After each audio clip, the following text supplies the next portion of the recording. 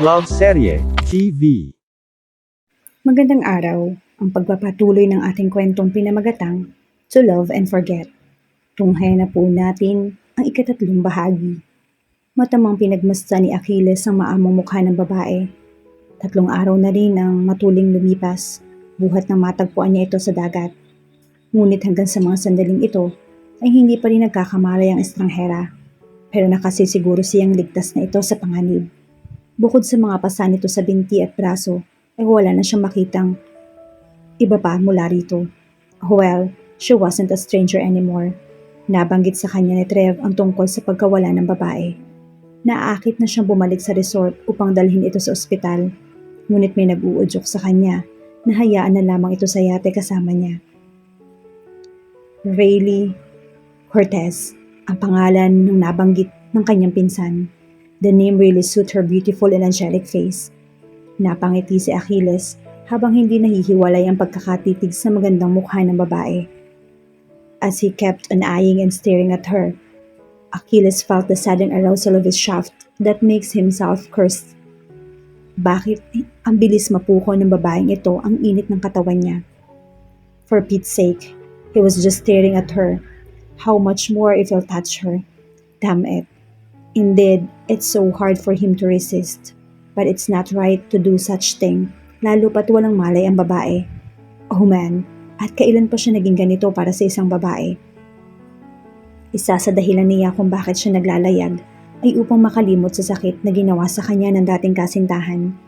Women are really pain in the ass. But what the fuck is happening to him? His body acting so strange to this poor woman. Damn it, at ngayon lamang ito nangyari sa kanya. Kahit pa man sila noon ni Emily, ay hindi ito ganito ang inaakto lalo na ng katawan niya. Hindi ganito katindi ang pagnanasang nararamdaman niya sa dating nobya. Subalit bakit ngayon ay tila sabik na sabik siya sa tawag na matinding pangangailangan. He wasn't an teenager for crying out loud. He shook his head na tila pinapatay ang init na nagsisimulang magningas. Damn it, not to this woman. He hissed in dislike and frustration. Napasuklay ng sariling buhok gamit ang mga daliri sa kamay. Pagkatapos sa itinalikuran ng babae, he has to get out of the room bago pa man siya tuluyang makalimot at maangkin ng tuluyan ang walang kamuwang-muwang na babae. No, huwag. Nagsisisigaw na pakiusap ng babae habang nakapikit ang mga mata. Naging dahilan iyon upang magising si Achilles. Hindi itong kauna-unahang pagkakataon na nagsalita ito habang natutulog. Marahil ay dahil napapanaginipan ito ang sinapit sa kamay ng mga tulisang iyon. It's just a nightmare, sweetheart. Aniya sa nag-aalalang boses. Sino ka? Lumayo ka sa akin. Huwag mo akong hawakan. Nagmulat ito ng mga mata at naghihisterya. Calm down. Hindi kita sasaktan. Wika ni Achilles. Inilahad sa ere ang magkabilang palad. Tanda ng pagpapatunay na wala siyang intensyong masama. I'm Achilles Chavez. Pagpapakilala niya. You're in my yacht. Natagpuan kitang palutang-lutang sa dagat malapit sa resort. Pagtatapat niya rito, hindi nakaligtas sa kanyang paningin ang takot na bumabakas sa magandang mukha ng babae. Nakakunot ang noo nito na tila inaalala sa isipan kung ano ang nangyari rito. Subalit nanlumo lamang ito ng huli. Bakas ang pagkalito sa mukha niya. Sino ako? Bakit hindi ko matandaan? Bakit wala akong maalala? Takot na tanong nito sa kanya. Napatiimbagang si Achilles. It's okay. Don't insist. Baka nagka-partial amnesia ka lang. Aniya, babalik rin ang lahat ng mga alaala mo. Tumabi siya rito at niyakap ang nahihintakutang babae. Please, huwag mo kong iwan. Dito ka lang please. Dito ka lang sa tabi ko. Puno ng pagsusumamong pakiusap nito na kusang isinigsik ang sarili sa malapad na dibdib ng lalaki. I'm just here, sweetheart. I won't leave you. Si Achilles ang ginawaran ng masuyong halik sa buhok ang babae. Maya-maya'y muling tinangay ng karimlan ang diwa ng babae at payapang nakatulog sa mga bisig niya. Sa pakiwari niya ay tila hinaplos ang puso niya habang yakap-yakap ito. Hinigpitan niya ang pagkakayakap sa dalaga, kasabay ng marahan niyang pagpikit sa kanyang mga mata. Hinayaan niya ang sarili na muling matulog, nakayakap ang babaeng nagpapawindang sa kanyang kamalayan. Nagising si Rayleigh dahil sa masarap na amoy ng pagkaing nanunuot sa kanyang ilong. Nakaramdam siya ng matinding pagkagutom. Daig pa niyang hindi nakakain ng daan-daan taon. Good morning, breakfast in bed, sweetheart. Kay tamis na mga ngiting bati ni Achilles. Hinawi nito ang kurtina. Good morning. Hindi nakatingin ng diretsang sagot nito. She felt the sudden heat of her both cheeks as she saw the handsome half-naked man standing right there in front of her. Tila siya nakakita ng sugo ng bathala dahil sa taglay na kagwapuhan at kakisigan ng lalaking papalapit ngayon sa kanya. Ipinagluto kita ng marami dahil alam kong gutom ka. Salamat, tipid nitong tugon. Hindi nakaligtas sa paningin niya ang mapuputi at pantay-pantay na mga ngipin ng lalaki na tila yata alagang-alaga ng isang pinakatanyag na dentista.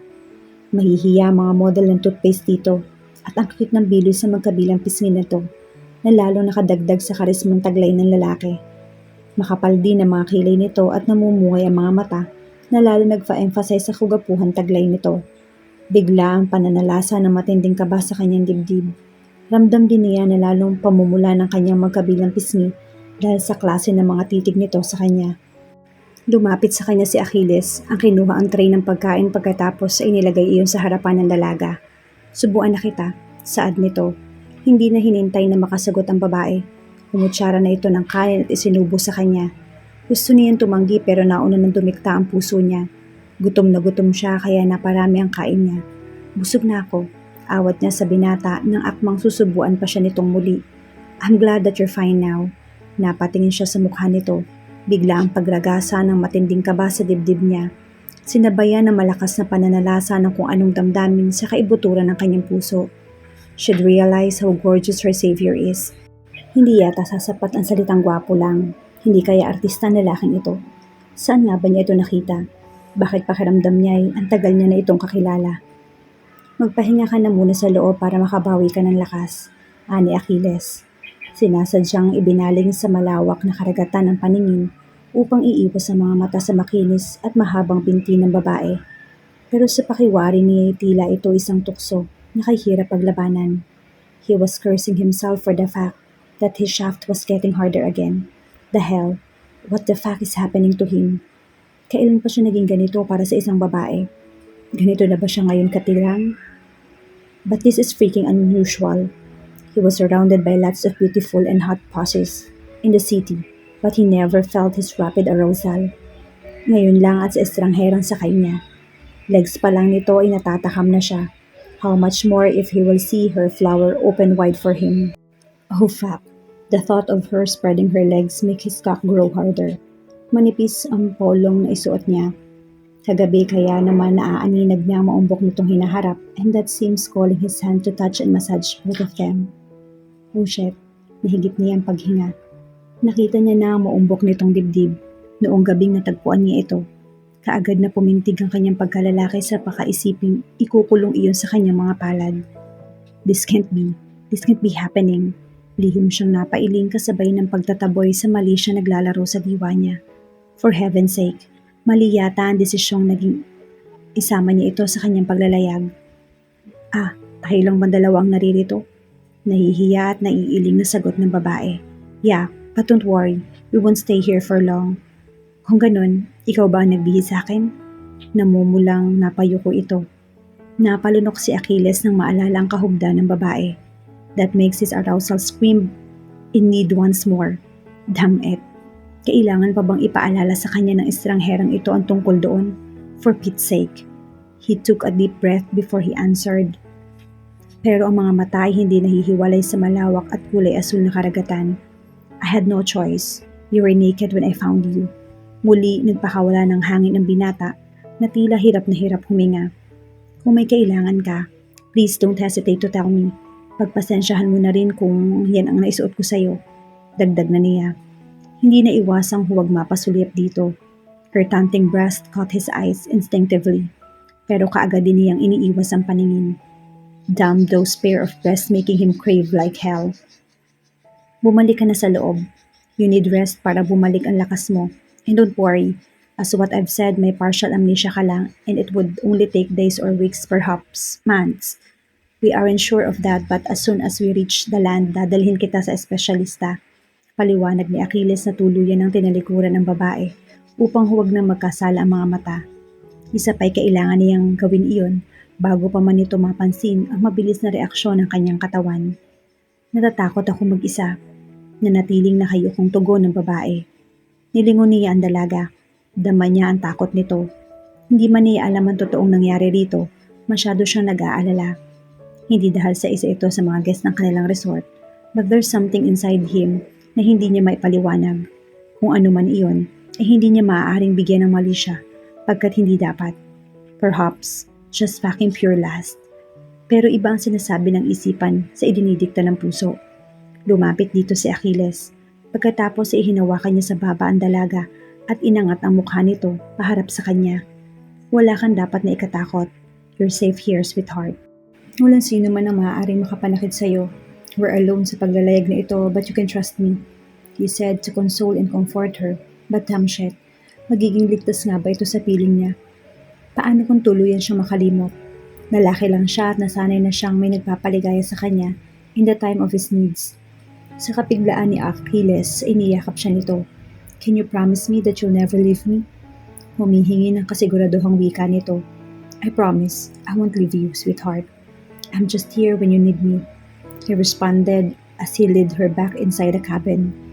Habang wala ka pang naaalala, tatawagin muna kitang sa pangalang Elisha. That's my granny's name. Ayos lang ba sa'yo? Malambing na saad niya habang kinakamutan ito. Alam niya ang totoong pangalan ni Elisha, pero ayaw niyang sabihin ang dalaga ang tungkol doon. Gusto niyang mapanatag muna ang babae at ito mismo ang makaalala ng lahat sa nakaraan nito. I like it. Nakangiting tura nito. Great, sweetheart. Now I want you to take some rest. Gigisingin na lang kita before dinner. Masuyo niya itong hinalikan sa buhok. Kaagad naman siyang sinunod ni Elisha na payapang ipinikit ang mga mata. At dahil mahimbing sa pagkakatulog ang dalaga, iingat na ingat sa pagluluto at paggalaw si Achilles upang hindi makalikha ng anumang ingay. He don't want to disturb Elisha. Gusto niya itong makabawi kaagad ng lakas. This is strange indeed. The foreign feeling keeps on nagging him. He couldn't deny the fact that he was happy with her presence. The moment he rode the yacht, his heart filled with rage, burden, and hate. But the things was suddenly changed as he saw Elisha. Hindi niya gusto makaramdam ng ganun para sa isang babae. Lalo pat hindi pa niya ito lubusang kilala. Higit sa lahat ay wala na siyang tiwala sa kahit na sinong kauri ni Mariang sinukuan o ninumang kalahi ni Eva. Mabuti na lang at malakas pa rin ang fighting spirit niyang upang paglabanan ang nakamundong pangangailangan. Seeing her unsophisticated and innocent face, relieved the sorrow inside his chest. Hindi naman siya ganoon dati. Not even to his ex-girlfriend. He shook his head as he simply glanced at the door kung saan natutulog sa loob ang babae.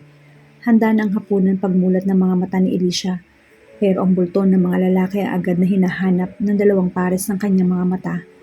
Hindi niya alam pero gusto niyang palaging nasa tabi niya ang lalaki. Gusto niya itong palaging nakikita. Pakiramdam kasi niya iligtas siya kapag nasa tabi niya ito. Narinig niya ang nagaslas ng tubig mula sa banyo.